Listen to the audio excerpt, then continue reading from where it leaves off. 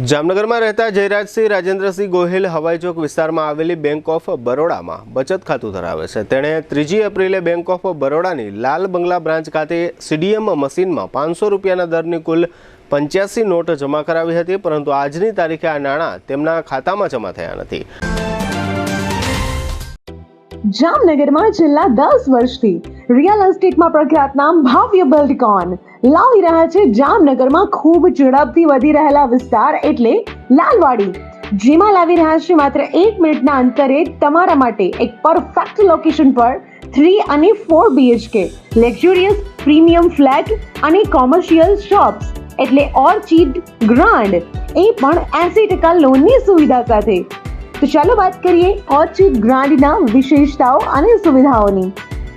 RERA approved, club house, gym, children play area, multipurpose hall, walking track, senior citizen area, gazebo, EV charging point, personal allocated parking, 2 lift, CCTV camera, power backup for common area, underground and overhead tank, RCC frame structure, fire safety જેવી બીજી ઘણી બધી સુવિધાઓ તો આપ રાશિની જોઈ રહ્યા છો।